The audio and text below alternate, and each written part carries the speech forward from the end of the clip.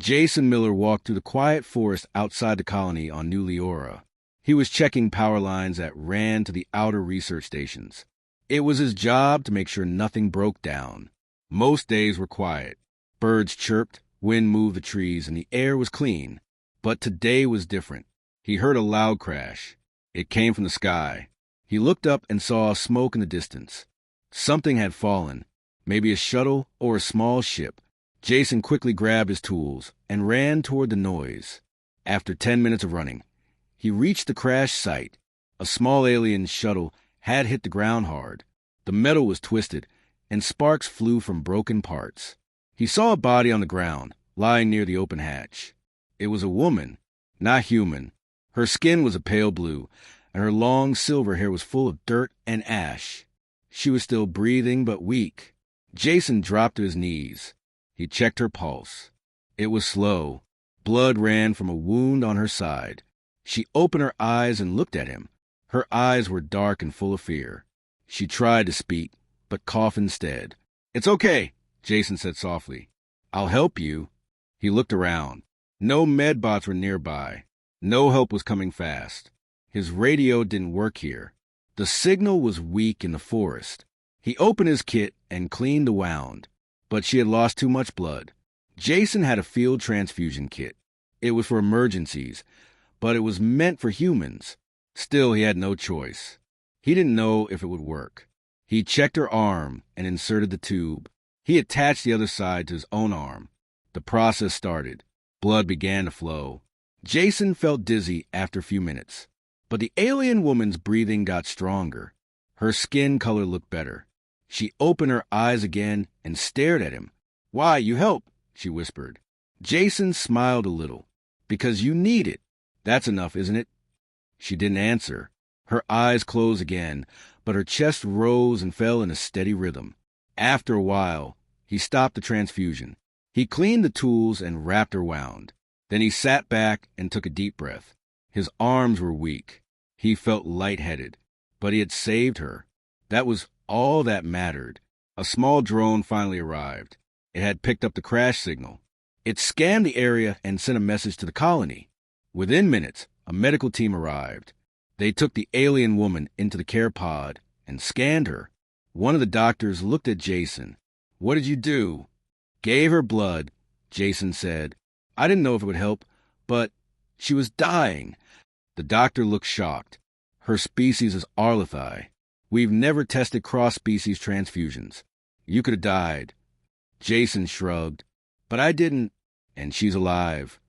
They took him back to the colony, too. He was given fluids and told to rest. But all Jason could think about was a look in her eyes when she asked him why he helped. 3 days later, he went to visit her. She was awake and sitting up in bed. Her body was still weak, but her eyes were sharp now. She smiled when she saw him. "You are Jason," she said slowly. Her voice was soft and strange, but kind. "Yes," he said, sitting beside her. "And you are—" "Lyra." "Nice to meet you, Lyra." She looked at him for a long time. "You risk life. For me, no reason." "Maybe not a reason you understand," Jason said, smiling.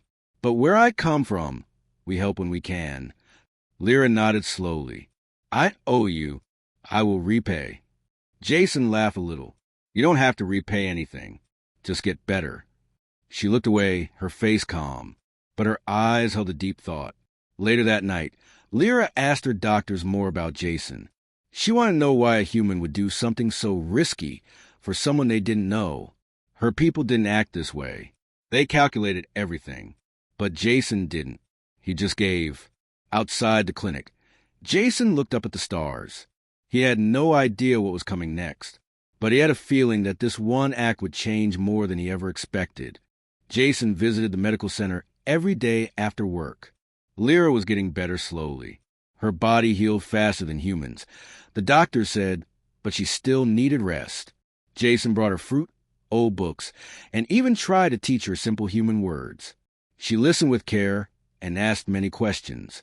Lyra did not smile often, but Jason noticed that her eyes became warmer with each visit. One evening, she tried to say a full sentence in English. "You give life, I want learn your world. Jason smiled. Then I'll show you. In the following days, they walked through the colony gardens. Lyra wore a soft cloak to cover her thin body. She looked at flowers, watched the birds, and asked about the machines in the distance. Jason explained everything in simple words. He spoke slowly, using his hands to help her understand. This is a solar tower, he said. It gives us energy from the sun. She touched the side of the tower. Sun, power. You, smart people.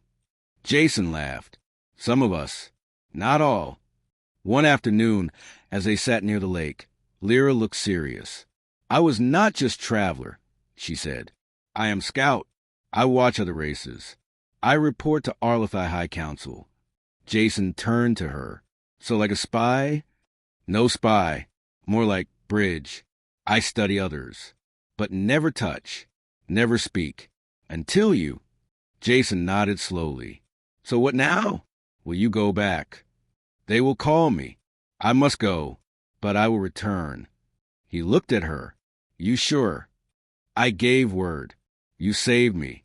I repay. Jason didn't know what to say. He wasn't used to people making promises like that, especially not aliens from another world. One morning, Lyra was gone. A message came from the colony leader. The Arlathai had picked her up during the night. The message said she left peacefully and asked that Jason be thanked for his help. Jason felt strange. He had no chance to say goodbye. Days passed, then weeks. Life returned to normal.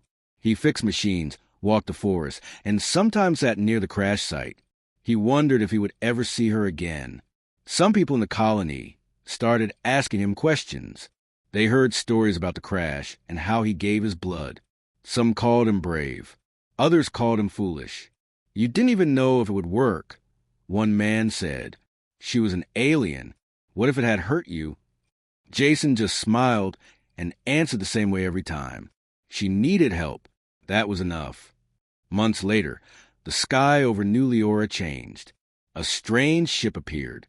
It was smooth silver and shaped like a crescent moon. The colony scanners picked it up quickly. It landed outside the city, near the research station. Jason was called to the command center. They told him someone had asked for him by name. Jason Miller, come to the landing site. This message is for you. He felt a chill. He knew that voice. When he reached the site, the ship opened. A ramp came down slowly. Then she walked out. Lyra. She wore a long silver robe and walked with quiet strength. Behind her were other Arlathai, tall, thin beings with soft glowing eyes. Jason stepped forward. Lyra, she smiled. A real smile this time. I return, as I said. Jason blinked. You really came back. Not alone, she said.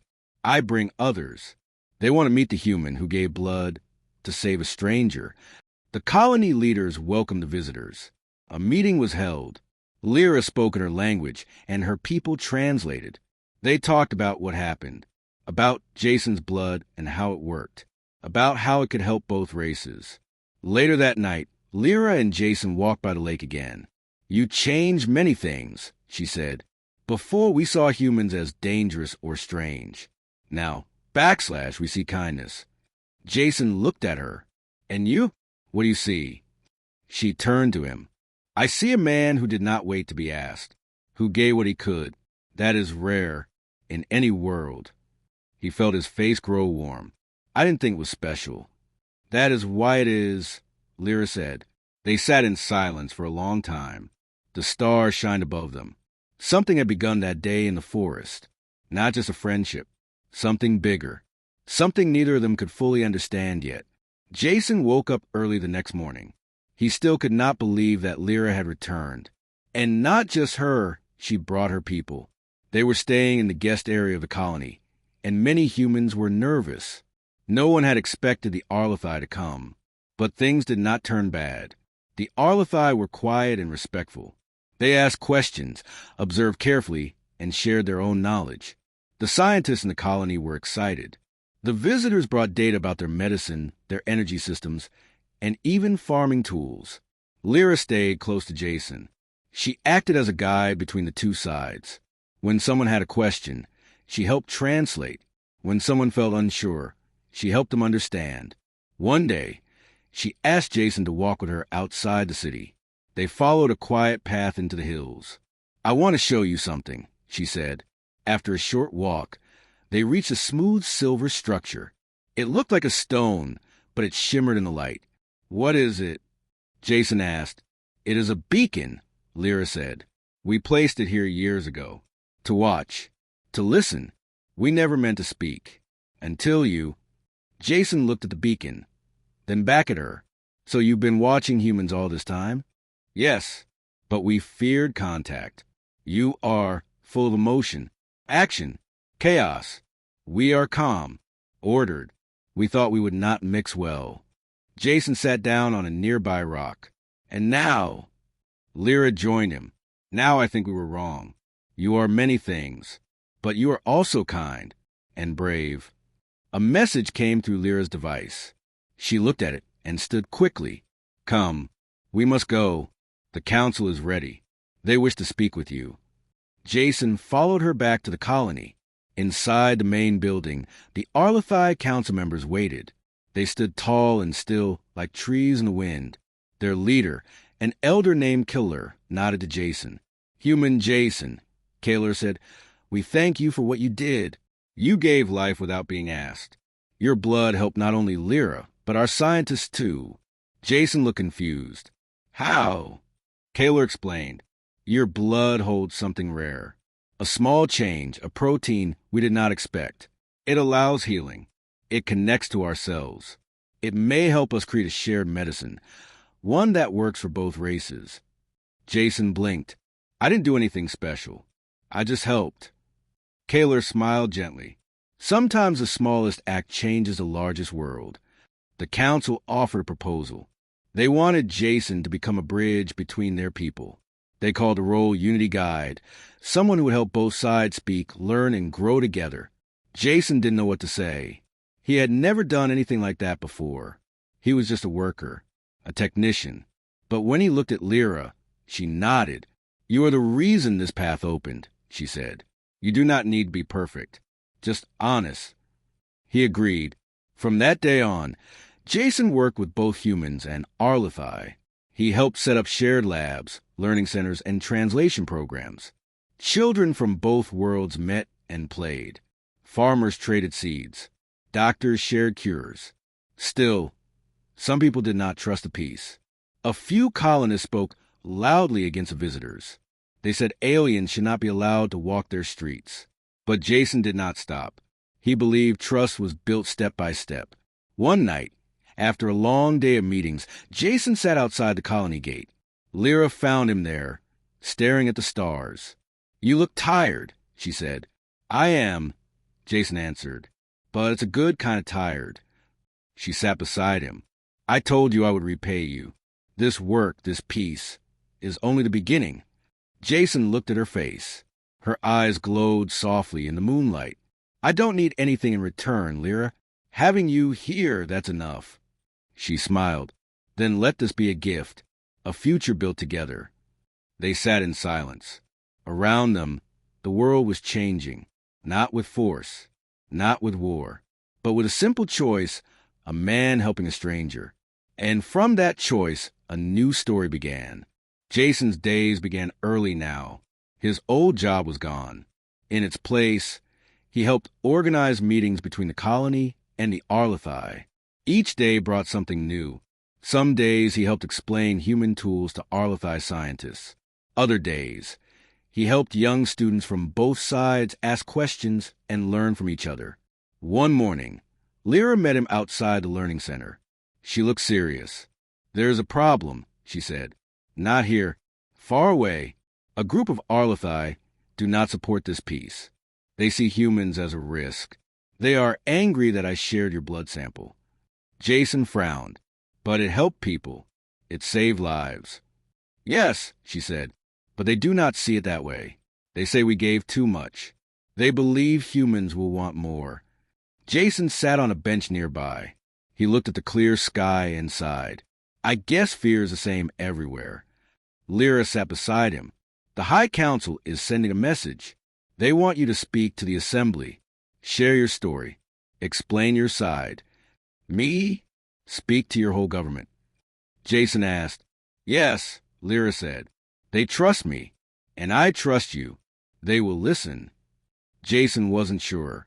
He had never spoken to a crowd before, let alone an alien council. But he knew this was important. If peace was to last, he had to try. A few days later, they left for the Arlathai homeworld. The trip was fast, the ship smooth and silent. Jason watched stars pass by and wondered what he would say. When they arrived, the city was unlike anything he had seen. Tall glass towers shone like crystal. Roads moved on air. Plants glowed in soft light. Everything looked clean, calm, and quiet. The assembly building was round and wide, full of lights and sound. Inside, hundreds of Arlathai sat in rows. Lyra stood beside him as he walked to the center. Jason took a deep breath. My name is Jason Miller. I'm not a hero. I'm not a leader. I'm just a man who saw someone in pain and chose to help. I didn't think she was human or alien. I just saw someone who needed help. He paused. The room was silent. I didn't expect thanks. I didn't think it would matter. But it did, and I'm glad it did, because now I know you. I know your people, and I believe we can do more together than apart. He looked around the room. There is fear. I understand. We are different, but fear cannot stop kindness. It cannot stop hope. If we step back now, we lose what we started. Lyra stepped forward and placed her hand on his arm. Let this be the beginning, she said. Let our future be shaped by trust. The assembly did not clap. That was not their way. But several members stood and bowed their heads. It was a sign of respect. That night, Lyra and Jason walked through the glowing gardens near the tower. You did well, she said. I wasn't sure, Jason said, but I'm glad I spoke. The next day, the council gave their answer. They would continue the alliance. More study would be shared. More visitors would be allowed. Jason was honored with a symbol of peace, a small crystal stone that shone with both human and Arlathai light patterns. As they returned to New Leora, the people in the colony welcomed them with quiet pride. They had seen the speech. News had traveled fast. Jason was no longer just a worker. He was a symbol of what peace could look like. Children made drawings of him and Lyra, standing together under the stars. Some of the older colonists, once unsure, now came forward to shake his hand. Things were changing. One evening, Lyra invited Jason to a private dinner near the lake. She had set up lights and brought simple food. Do you ever wish it didn't happen? She asked him. The crash? Jason asked. She nodded. Jason thought for a moment. No, it was hard, but it brought us here. I've never felt like I mattered before. Not really. But now, I feel like I've done something good. She smiled. You gave blood, but you also gave hope. That is not small. Jason looked at her. Her face calm and strong, her eyes full of light. He felt something inside, something deep and new.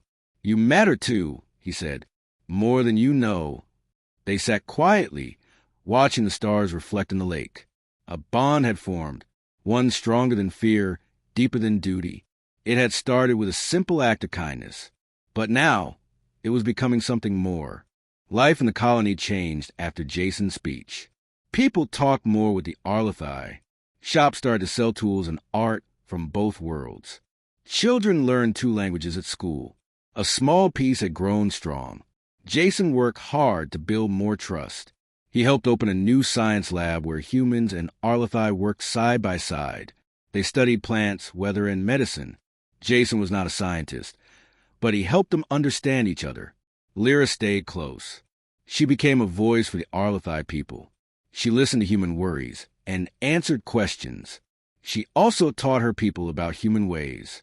Her calm words and strong presence helped many. One day, a message came from the Arlathai High House. Lyra was called home. Jason was sad, but he understood. Her work was important. I must go, Lyra told him, but I will return. And when I do, things may be different. I hope you will still stand beside me. Jason smiled. I will, always. Lyra left the next day. Jason watched her ship rise into the sky until it was gone. The colony felt quiet without her. Weeks passed. Jason kept busy, but he missed her. He often sat by the lake and thought about their talks, her gentle voice, and her glowing eyes. Then one day a new message arrived. It came from the Arlathai royal ship. They invited Jason to visit the homeworld again. This time, it was not just for meetings. It was for a special event. He packed quickly and traveled alone. The stars outside the window made him think of that first day in the forest, the day everything changed. When he landed, guards greeted him with a bow. They led him to a large hall made of crystal and light. At the center stood Lyra, but she was different now. She wore a long silver dress. Her head was crowned with soft lights. People stood around her in respect. Jason stepped forward. "Lyra?" She smiled. "Welcome, Jason." He looked around. "What is this?" She took his hand. "This is a royal gathering. My family has chosen me as the future leader of our people. I wanted you here to witness it." Jason's eyes widened. "You're going to be queen?" Lyra nodded. "Yes, and I want you beside me, not just for today, for what comes after." He felt his heart race. "What does that mean?" She stepped closer. "When you gave your blood, you saved my life. But more than that, you changed my world. You showed us trust, care, and friendship. You showed me something rare, something I want to keep close." Jason looked into her eyes. He remembered the quiet moments by the lake, their talks in the stars, and the way she always believed in him. "I don't know what to say," he whispered. "Then say you'll stay," she said. "Help guide our future. Not as a hero, just as you." Jason nodded slowly. "Yes, I'll stay." The hall lit up with soft colors. The crowd bowed their heads. It was done. Later that night, Jason stood on a balcony with Lyra. Below, lights danced in the sky. Music from both worlds played together. "I never thought my life would be like this," Jason said. Lyra smiled. "Neither did I. But sometimes the smallest act becomes the start of everything." Jason looked at her. "What now?" "Now," she said, "we begin again, together." And so, the man who once worked in the forest now stood at the center of two worlds. Not because he was special, but because he made a choice to help, to care, and to believe in something better. Jason now lived in the Arlathai capital. Everything felt new to him. The buildings floated above the ground. The air was fresh and filled with soft lights from floating plants. He was given a small home near the royal palace, with views of the glowing rivers. He woke up early each day and worked with Lyra and her team. They held meetings with human and Arlathai leaders. They talked about trade, learning, and peace. Jason shared his ideas in simple ways. He helped both sides understand each other. Lyra was always close. She listened when he spoke, asked questions, and laughed at his small jokes. She still wore the royal mark, but she treated him like a friend, not a subject. One day, Lyra asked him to visit a research hall. Inside were doctors, scientists, and healers from both races. They showed Jason something special. A doctor stepped forward. "This is a new formula," she said. "It is based on your blood. We used the protein that helped Lyra. With it, we can heal many diseases that affect both species." Jason looked at the glowing liquid in the glass tube. "This came from me?" The doctor nodded. "Yes, your small act started this. We call it Unity Serum." Jason felt something deep inside him. He had helped save lives again, not with his hands, but with what was inside him. It felt strange but good. Later, as they walked through the garden, Lyra spoke softly. "You gave more than blood, Jason. You gave hope." Jason looked at her. "You keep saying that, but I just did what felt right. And that is why it matters," she said. "The council want to honor you." Jason shook his head. "I don't need a title." "It is not about titles," Lyra said.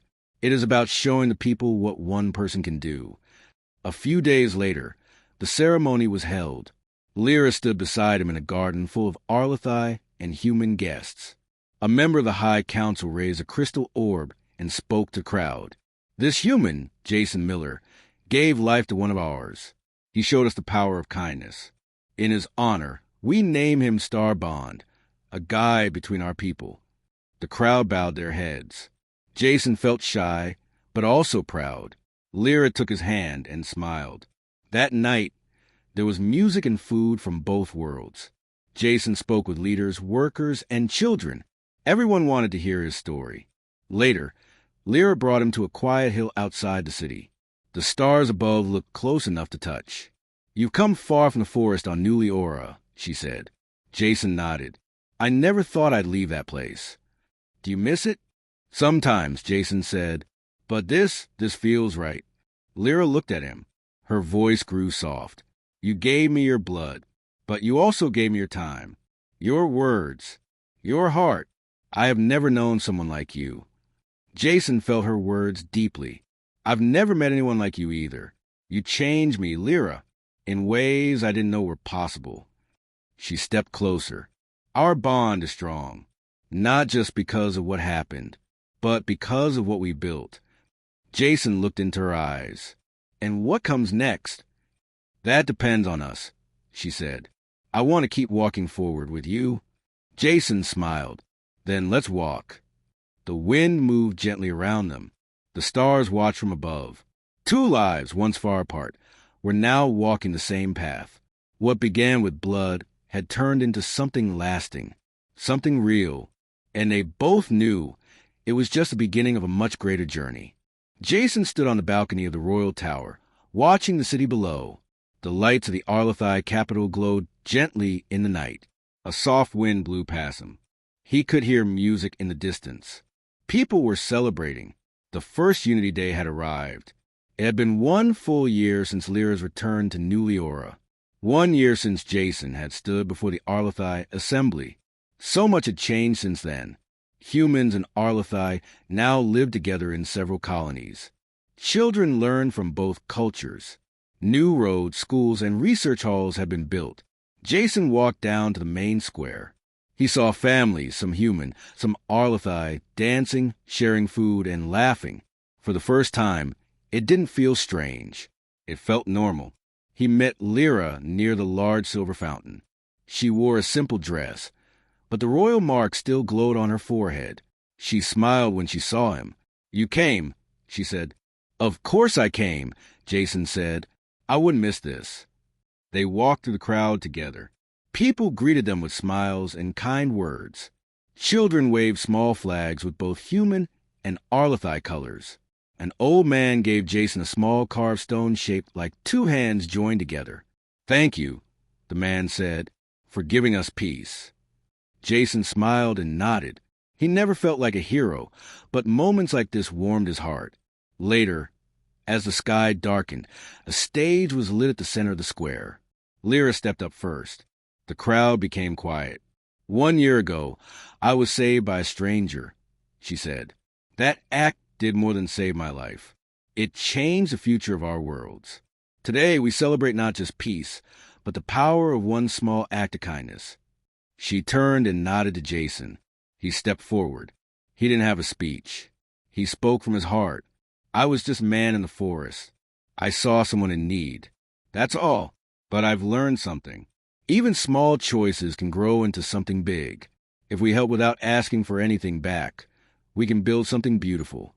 The crowd stayed silent for a moment, then began to clap. Some Arlathai gave their version of applause, a soft wave of glowing fingers. After the event, Jason and Lyra returned to the quiet garden behind the palace. They sat under a tree with soft glowing leaves. "I've been thinking," Jason said, "about where I belong." Lyra looked at him. "And what have you decided?" "I want to stay," he said. "Not because of duty, because of you, because of us." She reached for his hand. "Then we stay together. There is still much work to do." The next morning, Jason was called to a small room in the palace. Inside were 3 Arlathai elders. They asked him to take on a new role. "You will be the first keeper of unity," one elder said. "It is not a job of power. It is a job of balance. You will guide both peoples when they face hard times." Jason agreed. He knew it would not be easy, but he was ready. Weeks passed, then months. Jason traveled to different colonies. He listened to problems, helped solve small fights, and reminded people what unity meant. Lyra joined him when she could, but she also had her own duties as future queen. One day, during a quiet evening, Lyra gave Jason a gift. It was a box made of arlithide glass. Inside was a piece of the shuttle wreckage from the day they met. "I kept it," she said. "It reminds me how close we came in never meeting." Jason touched the metal piece. "It reminds me that the smallest moment can change everything." They stood together under the stars. Around them, two worlds had grown closer, not through force or fear, but through one man's simple choice to help. And as they looked to the sky, they both knew their journey was not over, but it was strong. It was real, and it had just begun a new chapter.